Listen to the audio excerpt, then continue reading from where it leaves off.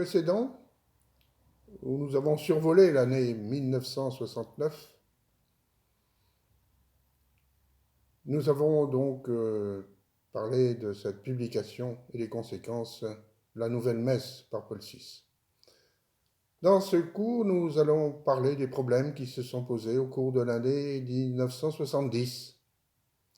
En effet, quand s'ouvre l'année 70, elle reçoit en héritage deux contestations majeures par rapport à la messe de Paul VI.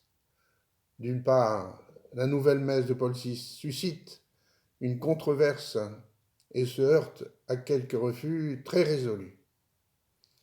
D'autre part, l'interdiction brutale de la messe traditionnelle est radicalement contestée et plus ou moins ouvertement transgressée. Tout d'abord, le refus de la nouvelle messe et la transgression de son interdiction. Contre la messe nouvelle, argumente publiquement le père Calmel, dominicain, l'abbé du Lac, prêtre diocésain de Sète, qui travaillait à Versailles, je crois, Don Guillou, OSB, bénédictin de l'abbaye de la Source à Paris, le père Guérard Deslauriers, dominicain, l'abbé Coache, bien connu, le père Barbara, le père André de l'association Noël Pinault, le père Berthaud, les plus connus, sans parler bien sûr de Monseigneur Lefebvre et de Monseigneur de Castromeyer au Brésil, au diocèse de Campos. Et nous sommes, et nous le disons avec fierté, leur héritier. Et du côté des laïcs, il faut nommer Jean Madiran, les Charnier, Luce Kenneth, Louis Saleron, dont on vient de rééditer, dont un des fils vient de rééditer ses chroniques, et son livre La Messe Nouvelle, et la foule des associations Saint-Pie V ou Saint-Pie X, qui sur le terrain s'organisent pour garder le trésor de l'Église, son joyau, la messe tridentine. À ce sujet-là, il faut lire le bel article de l'abbé Sellier sur les grandes figures de cette résistance. Et il faut lire également son tout récent livre, un recueil d'articles fameux du Père du Lac. Ces réfractaires sont universellement désignés à l'époque comme des vieillards nostalgiques d'un passé révolu, alors que l'opinion dominante dans le clergé et dans les puissants médias profanes tendait à un chambardement général au nom du Concile et de son renouveau. La déclaration du père Calmel fit sensation à l'époque. Elle fut publiée dans la célèbre revue d'itinéraire. Et elle est particulièrement émouvante à relire. Je m'en tiens à la messe traditionnelle, celle qui fut codifiée mais non fabriquée. Déjà ce terme apparaît. Il reviendra avec la parole du cardinal Ratzinger. Mais non fabriquée par Saint Pie V au XVIe siècle, conformément à une coutume plusieurs fois séculaire. Je refuse donc l'ordomicée de Paul VI. C'est clair. Pourquoi ? Parce qu'en réalité, cette ordomicée n'existe pas. Ce qui existe, c'est une révolution liturgique universelle et permanente, prise à son compte ou voulue par le pape actuel, Paul VI, et qui revêt pour la quart d'heure le masque de l'ordomicée du 3 avril 69. C'est le droit de tout prêtre de refuser de porter le masque de cette révolution liturgique, et j'estime de mon devoir de prêtre de refuser de célébrer la messe dans un rite équivoque. Si nous acceptons ce rite nouveau qui favorise la confusion entre la messe catholique et la scène protestante, comme le disent équivalemment 2 cardinaux, et comme le démontrent de solides analyses théologiques, alors nous tomberons sans tarder d'une messe interchangeable, comme le reconnaît du reste un pasteur protestant, dans une messe carrément hérétique, et donc nulle. Commencée par le pape, puis abandonnée par lui aux églises nationales, la réforme révolutionnaire de la messe ira son train d'enfer. Comment accepter de nous rendre complices? Vous me demanderez, en maintenant envers et contre tout la messe de toujours, avez-vous réfléchi à quoi vous vous exposez? Certes, je m'expose, si je puis dire, à persévérer dans la voie de la fidélité à mon sacerdoce, et donc à rendre au souverain prêtre, qui est notre juge suprême, l'humble témoignage de mon office de prêtre. Je m'expose encore à rassurer les fidèles désemparés, tentés de scepticisme ou de désespoir. Tout prêtre, en effet, qui s'en tient au rite de la messe codifié par saint Pie V, le grand pape dominicain de la contre-réforme, permet aux fidèles de participer au saint sacrifice de la messe sans équivoque possible, de communier sans risque d'être dupe au Verbe de Dieu incarné et immolé, rendu réellement présent sous les saintes espèces. En revanche, le prêtre qui se plie au nouveau rite, forgé de toutes pièces par Paul VI, collabore pour sa part à instaurer progressivement une messe mensongère où la présence du Christ ne sera plus véritable, mais sera transformée en un mémorial vide par le fait même. Le sacrifice de la croix ne sera plus réellement et sacramentellement offert à Dieu. Enfin, la communion ne sera plus qu'un repas religieux où l'on mangera un peu de pain et boira un peu de vin. Rien d'autre, comme chez les protestants. Ne pas consentir à collaborer à l'instauration révolutionnaire d'une messe équivoque, orientée vers la destruction de la messe, ce sera se vouer en quelques mésaventures temporelles, à quelques malheurs en ce monde, certes. Le Seigneur le sait, dont la grâce suffit. En vérité, la grâce du cœur de Jésus, dérivée jusqu'à nous par le saint sacrifice et par les sacrements, suffit toujours. C'est pourquoi le Seigneur nous dit si tranquillement, celui qui perd sa vie en ce monde, à cause de moi, la sauve pour la vie éternelle. Je reconnais sans hésiter, poursuit le Père Calmel, l'autorité du Saint-Père. J'affirme cependant que tout pape, dans l'exercice de son autorité, peut commettre des abus d'autorité. Je soutiens que le pape Paul VI commet un abus d'autorité d'une gravité exceptionnelle lorsqu'il bâtit un rite nouveau de la messe sur une définition de la messe qui a cessé d'être catholique.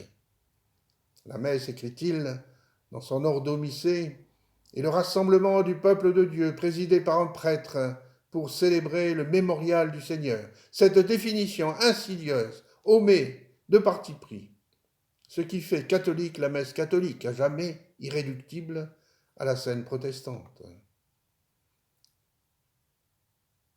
Car dans la messe catholique, il ne s'agit pas de n'importe quel mémorial.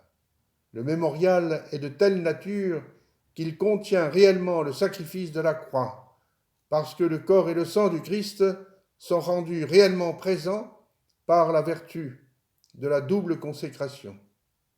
Cela paraît à ne pouvoir s'y méprendre dans le rite codifié par saint Pie V, et cela reste flottant et équivoque dans le rite fabriqué par Paul VI. De même, dans la messe catholique, le prêtre n'exerce pas une présidence quelconque, marquée d'un caractère divin qui le met à part pour l'éternité. Il est le ministre du Christ qui fait la messe par lui. Il s'en faut de tout que le prêtre soit assimilable à quelque pasteur délégué des fidèles pour la bonne tenue de leur assemblée. Cela qui est tout à fait évident dans le rite de la messe ordonnée par Saint Pie V, est dissimulé, sinon escamoté, dans le rite nouveau. Tout cela a été largement étudié dans le bref examen critique et je vous y renvoie absolument. La simple honnêteté, donc, mais infiniment plus l'honneur sacerdotal, me demande de ne pas avoir l'impudence de trafiquer la messe catholique reçue au jour de l'ordination, puisqu'il s'agit d'être loyal et surtout en une matière d'une gravité divine, il n'y a pas d'autorité au monde. Serait-ce une autorité pontificale qui puisse m'arrêter?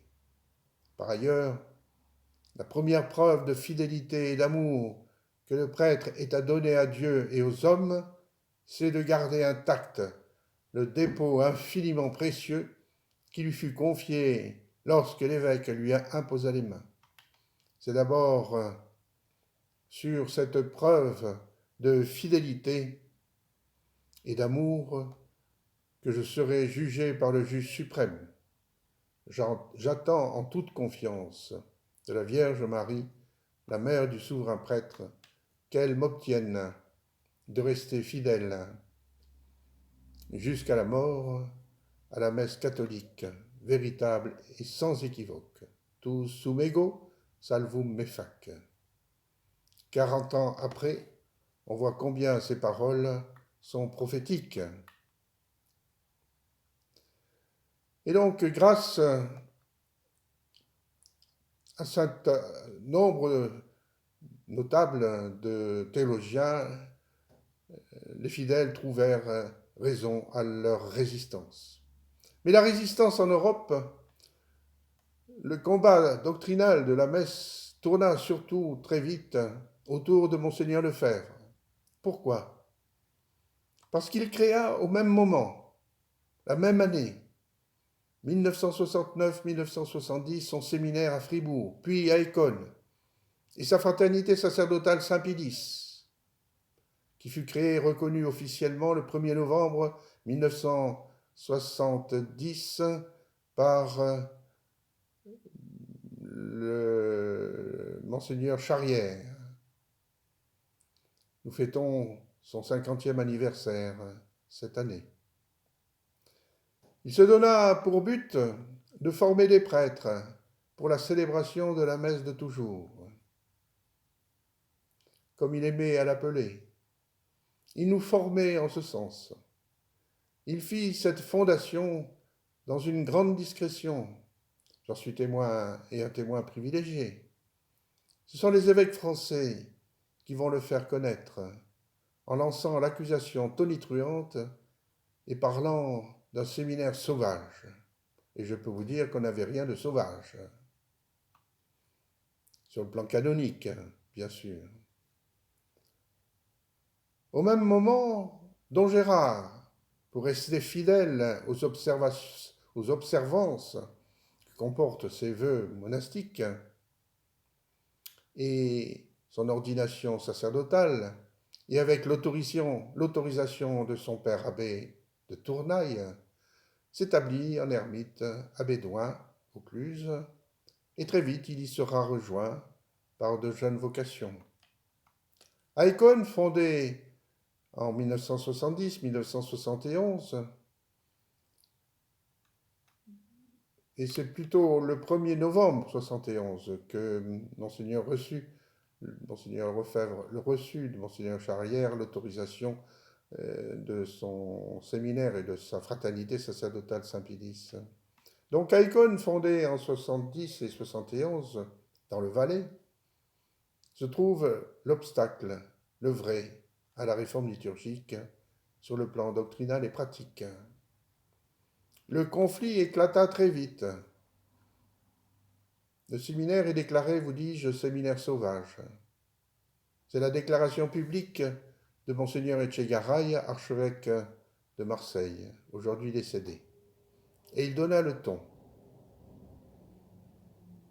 À Fribourg comme à Écône, nous n'avons rien de sauvage. Ce sont là deux fondations qui furent faites avec l'autorisation et de l'évêque du lieu de Fribourg et de l'évêque de Sion, Monseigneur Adam. Une inimitié, il faut le reconnaître, existait déjà depuis longtemps entre Monseigneur Lefebvre et la majorité de l'épiscopat français. On peut la faire remonter à 1956, alors qu'il venait au secours de Jean Housset, qui craignait pour son œuvre la cité catholique, toute centrée sur la royauté sociale de notre Seigneur Jésus-Christ. Il craignait une sanction des évêques de France. Alors, Monseigneur Lefebvre préfaça le livre majeur de Jean Housset pour qu'il règne. Et cette préface de l'archevêque de Dakar retardait pour quelque temps leur mise à l'index. Les évêques de France ne le lui pardonneront jamais. De même que de nombreux prêtres de sa congrégation des Pères du Saint-Esprit. L'épiscopat français ne lui pardonnera pas non plus son attitude au Concile Vatican II, toujours en opposition avec lui. Monseigneur Lefebvre était en effet le responsable du Cetus Internationaliste Patrum, réunissant l'ensemble des évêques résistants au libéralisme conciliaire.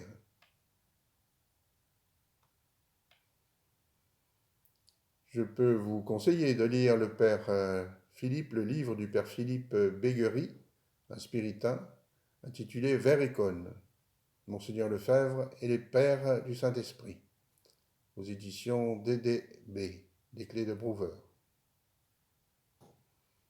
C'est un livre très intéressant et assez étonnant. Et donc, résista ce courant que Jean Madiran appelle le courant contre-révolutionnaire. Mais oui, plus profondément encore, il faut dire que cette opposition à la messe nouvelle est, il faut bien le reconnaître, le propre du courant contre-révolutionnaire, dominant dans l'Église jusqu'à Jean XXIII, et particulièrement encouragé par le pape Pie XII. C'est une remarque, oui, fondamentale de Jean Madiran qu'il explique dans ses éditoriaux d'itinéraire. Ce courant fut quasiment réduit à néant par Vatican II et par le règne de Paul VI, qui l'ont rendu marginal et très minoritaire. Ce courant est tout de même, au moment de la publication de la nouvelle messe, qualitativement présent. C'est lui qui s'opposa à cette révolution liturgique, et surtout parce qu'il a, pour lui, une tradition 2 fois millénaire de l'enseignement doctrinal, liturgique et social de l'Église. En effet, c'est l'Église elle-même, en tant que telle, qui s'est trouvée spontanément réfractaire au nouvel univers mental et social issu de Descartes et de Kant et de la Révolution française et de sa philosophie démocratique et subjective. Et je vous conseille sur ce sujet de voir mon commentaire du livre Mémoire et identité de Jean-Paul II, intitulé La politique de Jean-Paul II. Et surtout, peut-être, le livre de Jacques Maritain, Antimoderne. C'est un livre à lire, si l'on veut rester fidèle à la tradition de l'Église. Et c'est ainsi qu'elle s'est sentie étrangère au monde politique et moral contre nature institué par les vainqueurs de la Seconde Guerre mondiale. Ainsi, dans les domaines religieux, politiques, politico-religieux, l'école intellectuelle, se déclarant contre-révolutionnaire, était étroitement homogène au magistère de l'Église, il faut le dire. Et c'est pourquoi il est juste de dire que le problème spécifique de la messe traditionnelle se situe inévitablement dans la perspective générale de cette homogénéité estompée à partir de 1958, hélas. C'est ce que je démontre abondamment dans mon cours sur le magistère de l'Église que je vous donnerai peut-être un jour. Quand en 1959, l'action militante de Jean Housset et de la Cité catholique recevait les félicitations publiques de Monseigneur Lefebvre, voyez sa préface au livre de Jean Housset pour qu'il règne, celui-ci était tout de même délégué apostolique, c'est-à-dire représentant l'autorité du pape Pie XII dans toute l'Afrique française et pour Madagascar, être fondamentalement réfractaire aux déclarations des droits de l'homme de 1789 et de 1948 et n'avait rien de catholiquement scandaleux, bien au contraire. C'était la démocratie chrétienne, les modernistes et le monde profane qui s'en scandalisaient. La démocratie chrétienne, le modernisme, le laïcisme maçonnique et marxiste sont certes distincts les uns des autres, mais tous sont pratiquement réunis dans une active solidarité politico-religieuse face à l'école et au courant contre-révolutionnaire, dont la plus éminente figure aura été le pape Pie IX, avec son syllabus, et le pape Saint Pie X. C'est contre ce pape, contre son gouvernement, contre son influence, contre sa mémoire, qu'a été forgé le qualificatif infamant d'intégriste. Le Concile Vatican II, au moins là et peut-être déjà bien avant, réclama une rupture avec l'héritage de Saint Pie X. Le cardinal Ratzinger l'écrit dans le dernier chapitre de son livre Les idées de la théologie moderne. À partir de là, essentiellement, l'usage s'installe. La qualification d'intégriste est revêtue d'une portée immédiatement disqualifiante, sans appel et sans autre argument. Oui, comme je vous le disais, le livre du cardinal Ratzinger, Les principes de la théologie catholique, l'ultime chapitre, qui montre la cassure dans l'Église conciliaire avec le courant traditionnaliste anti-révolutionnaire. Ce chapitre avait particulièrement ulcéré Monseigneur Lefebvre, j'y reviendrai, et il en fait une claire allusion dans plusieurs de ses homélies, que je laisse lire et que j'entends dans chaque retraite ignatienne que je prêche au couvent Saint-Paul. Ce courant contre-révolutionnaire catholique, pourtant, est fondé sur les grands principes de la philosophie chrétienne, de la théologie morale traditionnelle et des documents pontificaux de Pie IX à Pie XII, spécialement